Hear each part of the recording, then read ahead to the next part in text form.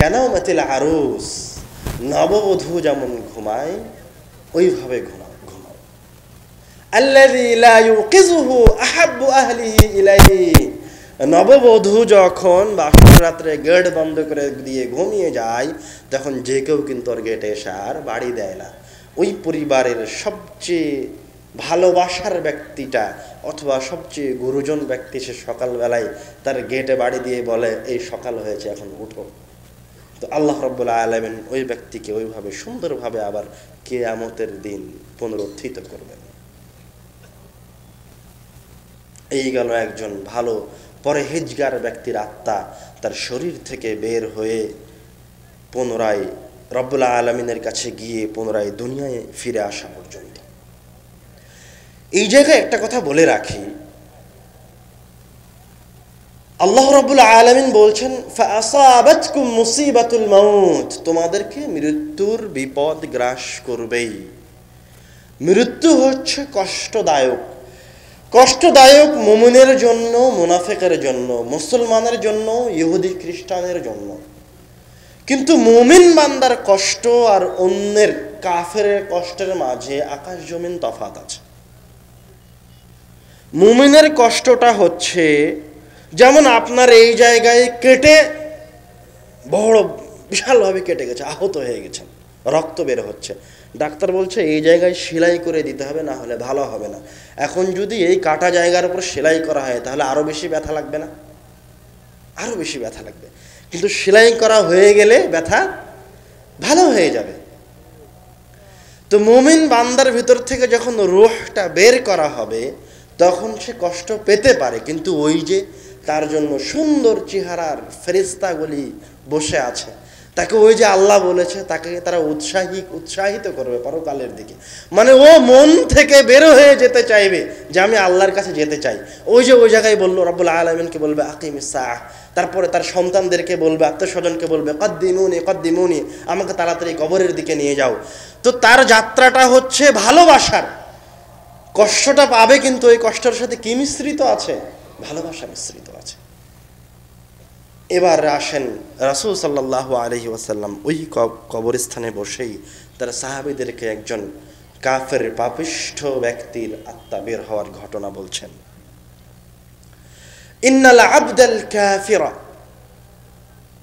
ইযা কানা ফি ইনকিতা'in মিনাদ দুনিয়া ওয়া ইকবালিন মিনাল আখিরাহ, যখন তার এই দুনিয়াবি জীবন থেকে চলে যাওয়ার সময় হয় তখন আল্লাহ রাব্বুল আলামিনের পক্ষ থেকে এই পাপিষ্ঠ বান্দার জন্য অসংখ্য ফেরেশতা আসমান থেকে নেমে আসে। সুদুল ওয়াজহ, রাসূল সাল্লাম বলছেন তাদের চেহারাগুলি হয় কালো কুচকুচে বর্ণের, দেখলেই ভয় লাগবে। সুম্মা ইয়াজিউ ইয়াজলিসুনা মিনহু মাদ্দাল বাসার, এই কালো কুচকুচে ফেরেশতাগুলি তার আশেপাশে, দৃষ্টিসীমার আশেপাশে অবস্থান গ্রহণ করে, ভয়ঙ্কর ফেরেশতাগুলি।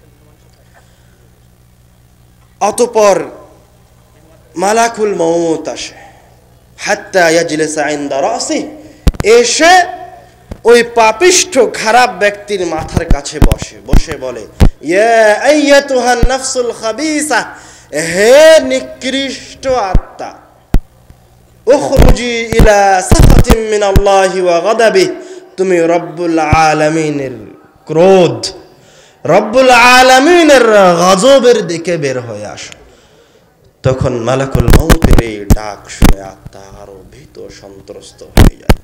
রাসূল সাল্লাল্লাহু আলাইহি ওয়াসাল্লাম বলছেন তাতাফাররাকু ফি আ'দাইহি, তার আত্মা ওই পাপিষ্ঠ ব্যক্তির শরীরের অঙ্গ প্রত্যঙ্গে এখানে সেখানে ছড়িয়ে যায়, এরকম হাতের কোণায়, পায়ের কর্নারে পালিয়ে যাওয়ার চেষ্টা করে, কিন্তু মালাকুল মউত তার আত্মাটাকে বের করে নিয়ে আসবেই।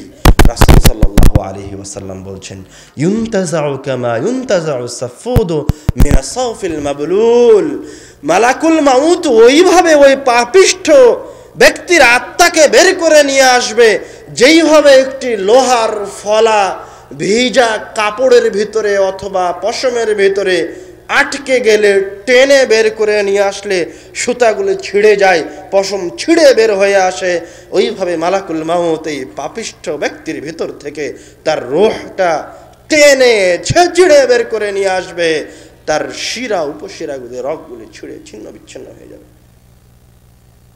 আল্লাহ রাব্বুল আলামিন কোরআনুল কারীমে বলছেন, ইয়াদরিবুনা ওয়ুজুহাহুম ওয়া আদবারাহুম, ফেরেশতারা ওই পাপিষ্ঠ ব্যক্তিকে পিছন দিক থেকে মারবে, সামনে দিক থেকে মারবে, পিঠাতে পিঠাতে তার আত্মাটাকে বের করে নিয়ে আসবে পাপিষ্ঠ ব্যক্তি।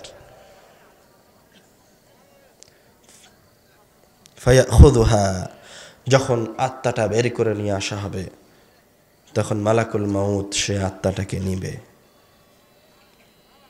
মালাকুল মাউতের হাত থেকে ওই যে সমস্ত কুৎসিত ফেরেশতাগুলি চতুর্দিকে অবস্থান করছিল, তারা মালাকুল মাউতের হাত থেকে এবারকার ওই আত্মাটাকে নিয়ে নেবে, নিয়ে মাসূহ নামক পাত্রের ভিতরে রাখবে। কেউ বলছেন এই পাত্রটাকে জাহান্নাম থেকে নিয়ে আসা হবে, এই পাত্রটা আগুনের হবে। সারাংশ, এই পাত্রটা হবে কষ্টদায়ক। এই কষ্টদায়ক পাত্রে ওই পাপিষ্ঠ ব্যক্তির রূহকে রাখা হবে। ফায়াখরুজু মিনহা কাআনতানি রিহিন উজিদাত আলা ওয়াজহিল আরদ, তখন ওই পাত্র থেকে নিকৃষ্ট জঘন্য ঘ্রাণ গন্ধ বের হতে থাকবে। এইরকম নিকৃষ্ট ঘ্রাণ পৃথিবীর কোথাও নাই। ফায়াসআদুনা বিহা, এবারকার এই সমস্ত ভয়ঙ্কর ফেরেশতাগুলি ফায়াসআদুনা বিহা, এই রূহকে নিয়ে আসমানের দিকে যাত্রা শুরু করবে। ফালা ইয়ামুরুনা বিহা আলা মালাইন মিনাল মালাইকাতি ইল্লা ক্বালু, এই নিকৃষ্ট রূহটাকে নিয়ে যখন আসমানের দিকে যাওয়া হবে তখন আবার যেই ফেরেশতারাই যারাই এই রূহকে দেখতে পাবে তারাই বলবে, মা হাযার রূহুল খাবিস, এই নিকৃষ্ট আত্মাটা কার, দুর্গন্ধযুক্ত আত্মাটা কার? তখন বলবে যে ফুলান ইবনু ফুলান বিআকবাহি আসমাইহি আল্লাযী ইউনাদুনাহু ফিদ দুনিয়া, বলবে যে এটা অমুক সুদখোরের সন্তান, অমুক সুদখোর, তার সবচেয়ে নিকৃষ্ট নামটা ধরে আহ্বান করা হবে। হাত্তা ইয়ানতাহুনা বিহা ইলা সামাইদ দুনিয়া, এক পর্যায়ে তারা এই রূহটাকে নিয়ে প্রথম আসমানে পৌঁছে যাবে। ফায়াস্তাফতিহুনা লাহু, এই রূহের জন্য আসমানের গেট খুলতে বলা হবে, অনুমতি চাওয়া হবে আসমানে ঢোকার। ফালা ইফতাহ লাহু, কিন্তু এই পাপিষ্ঠ ব্যক্তির জন্য আসমানের দরজাকে খোলা হবে না। আল্লাহ রাব্বুল আলামিন তখন বলবেন, উকতুবু কিতাব আবদি ফিস সিজ্জিন ফি আসফালিল আরদ, আমার এই বান্দার আমল নামাকে, বান্দাকে জমিনের একবারে নিচে সিজ্জিন নামক জাহান্নামে ওই সমস্ত খারাপ ব্যক্তিদের সাথে ওই জায়গায় তার জায়গা করে দাও, তার নামটা ওইখানে দিয়ে দাও। ফায়ুতরাহু রূহুহু তারহা, তখন তার রূহটাকে ওখান থেকে প্রথম আসমান থেকেই জোরে নিক্ষেপ করে দেওয়া হবে। তখন ওই খারাপ ব্যক্তির রূহ দুনিয়ায় ফিরে আসবে। হাদিসে আসছে, ওই রূহটা এসে দেখবে যে তার শরীরটার কাফন দাফনের ব্যবস্থা চলছে, কবরের দিকে নিয়ে যাওয়ার ব্যবস্থা চলছে। ওই রূহ তার লাশকে দেখে বলবে, ইয়া ওয়াইলাহা, হায় হায় হায়, আইনা ইয়াযহাবুনা বিহা, এরা এই শরীরটাকে নিয়ে, আমার শরীরটাকে নিয়ে কোথায় যাচ্ছে? ও চিৎকার করে বলতে থাকবে, যারা আমার শরীরটাকে নিয়ে কোথায় যাচ্ছে? আরে আমার সন্তানেরা, এই যে 5 তলা বিল্ডিংটা, এটা তো আমার, বাড়ির সামনে যে আলিশান গাড়িটা রাখা আছে এটা তো আমার গাড়ি, আমি তোমাদের জন্য লোন নিয়ে এই বাড়িটা বানিয়েছি, তোমরা আমার শরীরটাকে এখান থেকে বের করে নিয়ে কোন দিকে যাচ্ছ? এইভাবে সে চিৎকার করতে থাকবে। আল্লাহ রাসূল সাল্লাল্লাহু আলাইহি ওয়াসাল্লাম বলছেন, ইয়াসমাউ সাওতাহু কুল্লা শাইইন, তার এই চিৎকার সবাই শুনতে পাবে, সবাই শুনতে পাবে মানুষ ব্যতীত।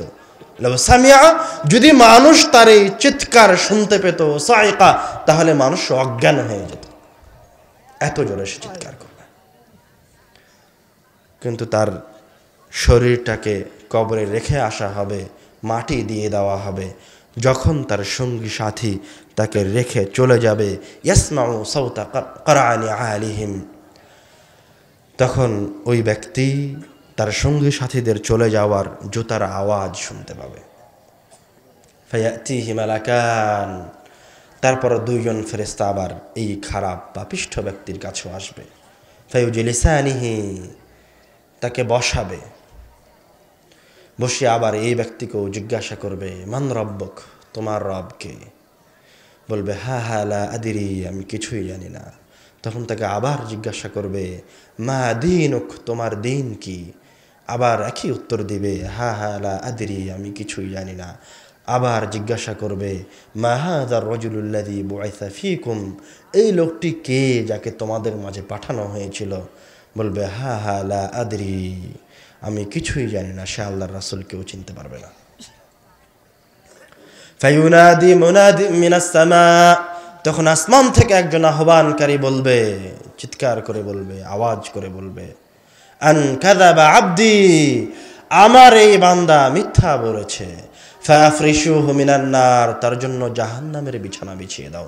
ওয়ালবিসুহু মিনান নার, তাকে জাহান্নামের পোশাক পরিয়ে দাও। ওয়াফতাহু লাহু বাবান ইলান নার, তার কবর থেকে জাহান্নামের দিকে দরজাগুলি খুলে দাও।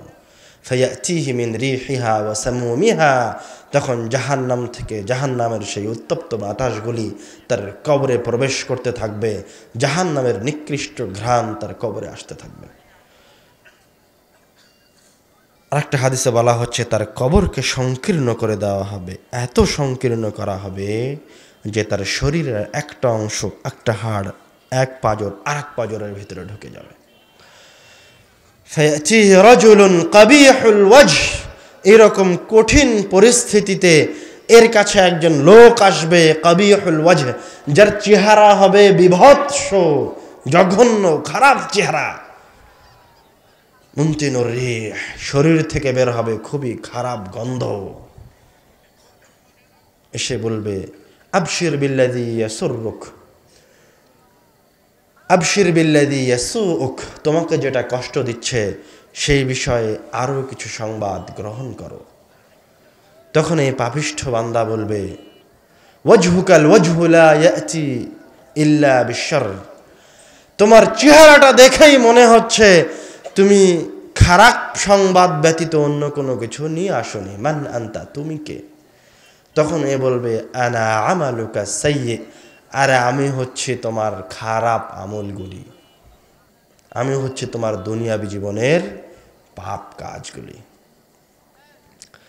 এবারকার এই ব্যক্তি বলবে, রব্বি লা তুকিমিস সাআহ, হে আল্লাহ তুমি আর কিয়ামত অনুষ্ঠিত করিও না, তুমি আর বিচার দিবস অনুষ্ঠিত করিও না। ও তো আমল নামা পেয়ে গেছে, বুঝে গেছে তার আর বাঁচার কোনো পথ নাই।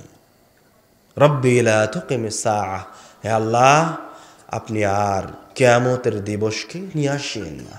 আর একটা হাদিসে বলা হচ্ছে তার কবরে একজন ফেরেশতাকে নিযুক্ত করা হবে, যে কানেও শুনে না, চোখেও দেখে না, হাতে থাকবে এত ভারী একটা হাতুড়ি, যে হাতুড়ি দিয়ে পাহাড়ের ওপর মারলে পাহাড় ধুলায় ধূসরিত হয়ে যাবে।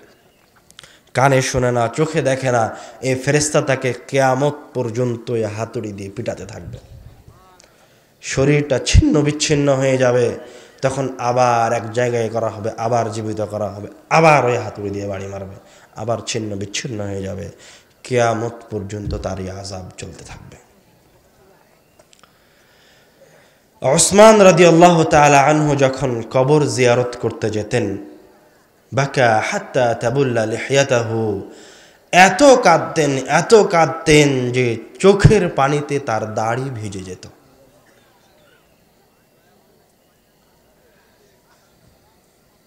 তখন সাহাবায়ে কেরাম উসমান রাদিয়াল্লাহু তাআলা আনহুকে জিজ্ঞাসা করতেন, তাবকি মিন হাদা, আপনি এটা দেখে, এই মাটি, এই কবর দেখে কান্না করছেন,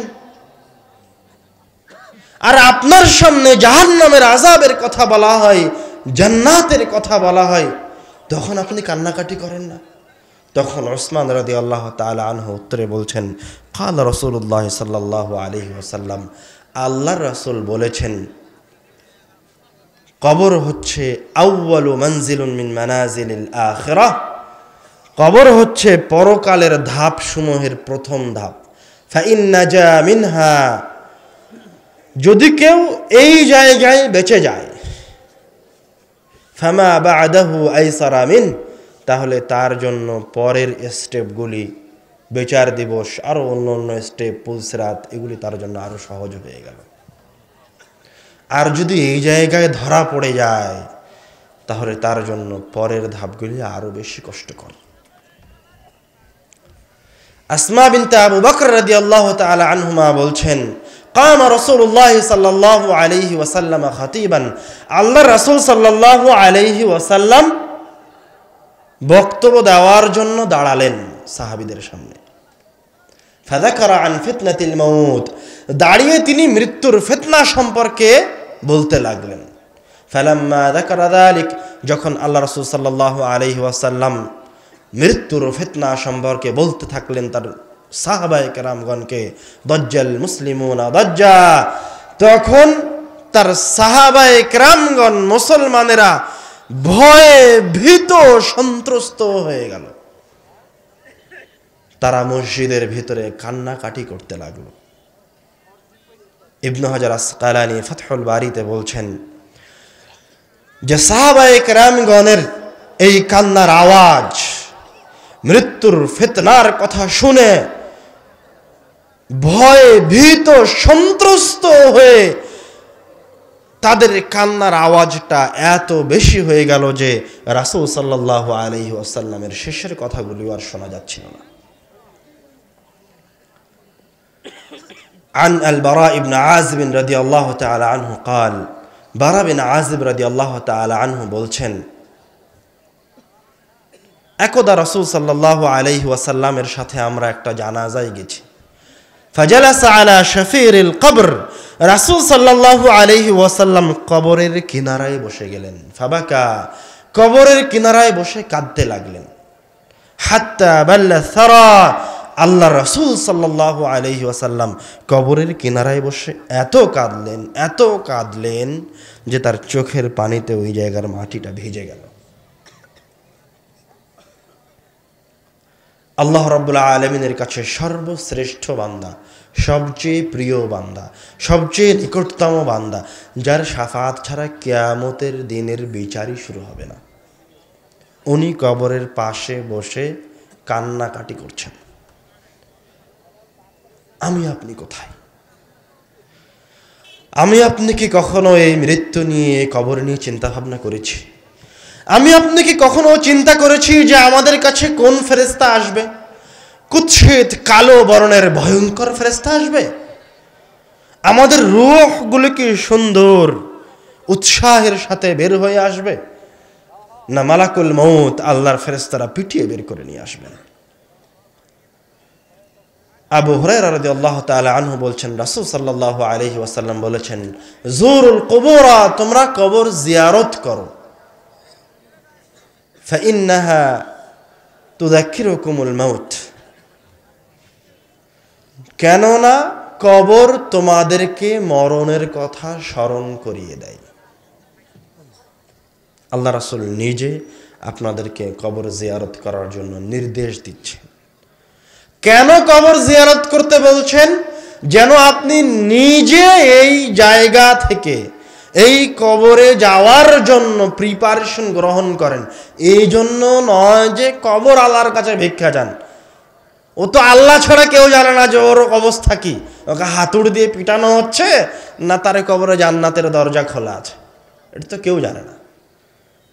আল্লাহ রাসূল বলছেন আপনি কবর জিয়ারত করেন মৃত্যুকে স্মরণ করার জন্য। তো আপনি একদিন কবরস্থানে যান, আপনার দাদা দাদি অথবা বাপ অথবা মা অথবা যে আপনার নিকটতম ব্যক্তি মারা গেছে তার কবরটা একবার জিয়ারত করতে যান, তাহলে অনুভূতি আরো বেশি আসবে। গিয়ে বলেন, আসসালামু আলাইকুম ইয়া আহলাল কুবুর, হে কবরবাসী, তোমাদের ওপরে রব্বুল আলামিনের শান্তি বর্ষিত হোক। ওয়া ইন্না ইনশাআল্লাহু বিকুম লালাহিকুন, এবং অচিরেই আমরাও তোমাদের সাথে সাক্ষাৎ করব। এই কবরে, তোমার পাশের কবরটায় গিয়ে আমিও একদিন শুইব। কবরে গিয়ে সালাম দিয়ে এই কথাটা বলেন। বলার পরে আপনি একটা কবরের পাশে দাঁড়িয়ে আরও চিন্তা করতে পারেন, মনে করতে পারেন যে যেই কবরটা আপনার সামনে, এই কবরটা হচ্ছে ব্যাংক। ব্যাংক বুঝেন, যেখানে আপনি টাকা জমা করে রাখেন, আপনার টাকাটা নিরাপদে থাকে, কেউ নিতে পারে না। তো আপনার কবরটা হচ্ছে আপনার ব্যাংক। এবার আপনি কবরটার দিকে তাকিয়ে চিন্তা করেন যে কবরে আপনার কতগুলি অর্থ সম্পদ জমা করা আছে, ওই কবরে আপনার কয় ওয়াক্ত সালাত এবং নফল সালাত জমা করা আছে, ওই কবরের ভিতরে কতগুলি সৎ আমল আছে।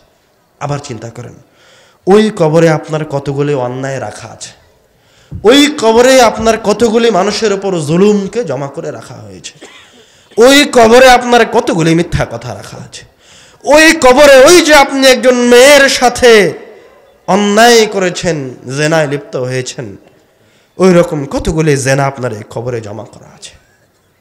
একবার চিন্তা করতে থাকেন এইভাবে, দেখবেন আপনি উত্তর পেয়ে যাবেন যে আপনি সৎ বান্দা না খারাপ বান্দা।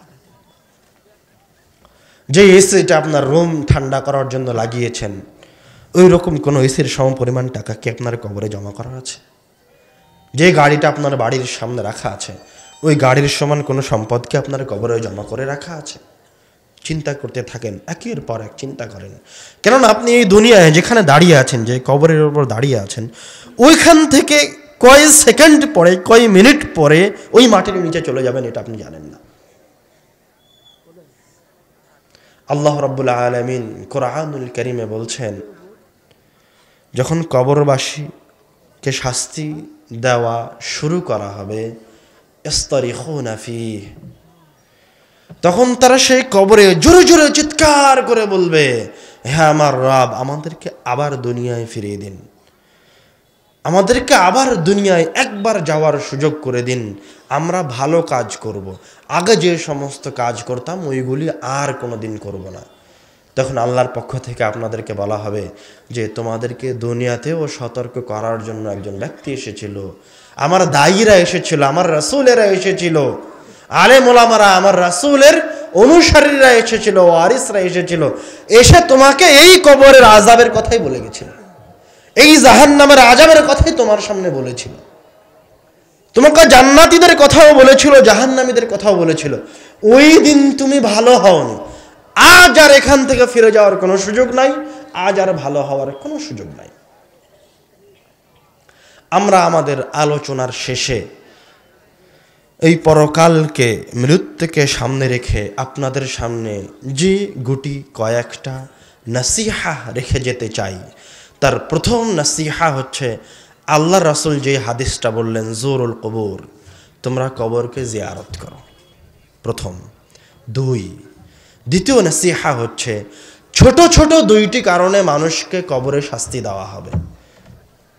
তার একটা হচ্ছে পেশাব করার সময় সতর্কতা অবলম্বন না করা, গায়ে যদি পেশাব ছিটে আসে তাহলে তাকে কবরে শাস্তি দেওয়া হবে। আরেকটা ছোট পাপের কারণে কবরে শাস্তি দেওয়া হবে, সেটা হচ্ছে আরেকটা ছোট পাপের কারণে কবরে শাস্তি দেওয়া হবে, সেটা হচ্ছে নামিমা, মানুষের নামে মিথ্যা কথা বলা, অপবাদ দেওয়া, মানুষের নামে আরেকজনের কাছে গিয়ে গীবত করা, যেটা আমাদের ঘরে ঘরে, পাড়ায় পাড়ায় এরকম কিছু মহিলা পাবেন যে কোথায় কি হয়েছে খালি শোনা মাত্রই দৌড় দিয়ে আপনার বউয়ের কাছে এসে বলবে, আরে জানিস অমুকের বাড়িতে অমুকের মেয়ে না অমুকের সাথে প্রেম করে পালিয়ে গেছে। তার সাথে আরো বাড়িয়ে চাড়িয়ে অনেক কথা বলবে। তো আপনি যে এখন তার কাছ থেকে কথাটা শুনছেন, তার তো কবরের শাস্তি আছে, যে এসে আপনাকে বলছে, ওটা তো তার জন্য আছে। এখন আপনি যে তার কাছ থেকে কথাগুলি শুনছেন, খারাপ কথাগুলি, এই জন্য আপনাকেও বিপদে পড়তে হবে। এইরকম মানুষের কাছ থেকে কোনো কিছু শোনা, এরকম মানুষের পাশে বসা থেকেই বিরত থাকেন। বলেন যে তুই যদি আগেই তুই যদি কারো গীবত করতে এসে থাকিস, কারো বিষয়ে মিথ্যা কথা বা অপবাদ দিতে এসে থাকিস, তাহলে আমার সাথে কথা বলার দরকার নাই, এখনই বাড়ি থেকে বের হয়ে যা। ওইরকম মানুষকে বাড়িতে ঢুকতে দেওয়া যাবে না। আর যদি তোর কোনো প্রয়োজনের কথা থাকে তাহলে বল, কেননা ও নিজেও পথভ্রষ্ট, আপনাকেও পথভ্রষ্ট করতে এসেছে। এই দুটো কারণে কবরের শাস্তি দেওয়া হবে। 3, কবরের আযাব থেকে বাঁচার জন্য রাসূল সাল্লাল্লাহু আলাইহি ওয়াসাল্লাম যে সমস্ত উপায় বলে দিয়েছেন তার একটা মজবুত শক্তিশালী উপায় হচ্ছে কোরআনুল কারীম। সাহাবায়ে কেরামগণের যুগে সূরাতুল মুলকে আল মানিআহ তথা বাধা প্রদানকারী সূরা নামে চেনা হতো। কেন? যে ব্যক্তি নিয়মিত সূরা মুলক তেলাওয়াত করবে তাকে কবরের আযাবের সম্মুখীন করা হবে না। সুবহানাল্লাহ।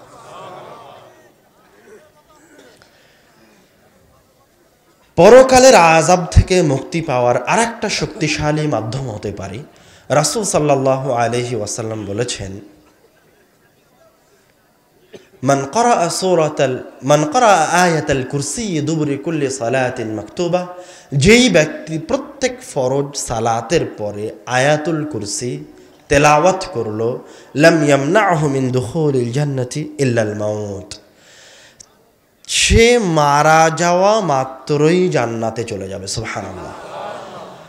মানে যেই ব্যক্তি, আরো ভালোভাবে বোঝেন, যে 5 ওয়াক্ত ফরজ সালাতের পরে আয়াতুল কুরসি তেলাওয়াত করে ও এখনো জান্নাতে যায়নি। কেন? মারা যায়নি তাই। মাশাআল্লাহ, ভালো বুঝেছেন। ও মারা গেলেই জান্নাতে চলে যাবে। তো এটা তৃতীয় আরেকটা অস্ত্র সহজে জান্নাতে যাওয়া এবং কবরের আযাব থেকে বাঁচার জন্য। চতুর্থ এবং শেষ নসিহা আপনাদের জন্য, আল্লাহ রাব্বুল আলামিন কোরআনুল কারীমে বলছেন, ওয়াআনফিকু মিম্মা রাযাকনাকুম মিন ক্বাবলি আন ইয়াতিয়া আহাদাকুমুল মাউত, তোমাদের কাছে মৃত্যু পৌঁছার আগেই, মালাকুল মাউত আসার আগেই তোমরা তোমাদের অর্থ সম্পদ থেকে যেটা আমি দিয়েছি সেখান থেকে তোমরা দান সাদকা করো। কেননা ওই মৃত্যুর সময় যখন আপনার রূহকে বের করে নেওয়া হচ্ছে তখন আপনি রব্বুল আলামিনের কাছে যেই ফরিয়াদটা করবেন সেটা হচ্ছে, রব্বি লাউলা আখারতানি ইলা আজালিন করিব, প্রতিপালক আমার রূহটা আমার ভেতর থেকে বের করে নিতে 1 সেকেন্ড দেরি করো। প্রতিপালক, তোমার কাছে অনুনয় বিনয় করছি, আমাকে 1টা মিনিট সময় দাও। তুমি যদি আমাকে 1টা মিনিট সময় দাও, লা আসাদদাকু আকুম মিনাস সালিহিন, তাহলে আমার অর্থ সম্পদগুলি আমি দান সাদকা করে দিয়ে সালেহিনদের অন্তর্ভুক্ত হয়ে যাব। মৃত্যুর সময়, ওই শেষ সময় 1 সেকেন্ড সময় চেয়ে যে ভিক্ষা আপনি রব্বুল আলামিনের দরবারে করবেন সেটা হচ্ছে দান সাদকা করতে চাওয়ার ভিক্ষা। কেন আপনি এই সময় দান সাদকা করতে চাইবেন?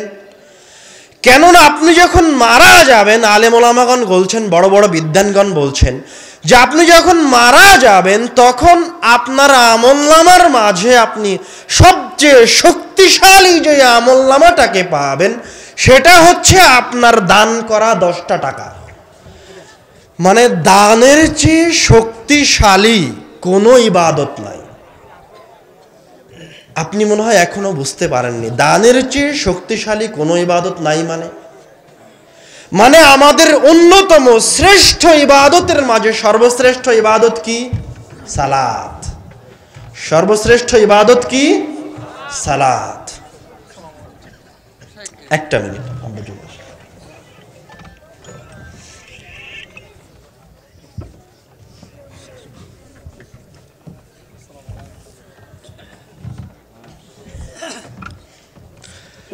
আপনি রব্বুল আলামিনের কাছে আপনার রূহ বের হয়ে যাওয়ার সময় যেই ফরিয়াদ জানাবেন সেটা হচ্ছে, রব্বুল আলামিন আমাকে সামান্য একটু সময় দিন, লাউলা আখারতানি ইলা আজালিন করিব, আপনি যদি সামান্য একটু সময় দেন, লা আসাদদাকা ওয়া আকুম মিনাস সালিহিন, তাহলে আমি দান সাদকা করে সালেহিনদের অন্তর্ভুক্ত হয়ে যাব।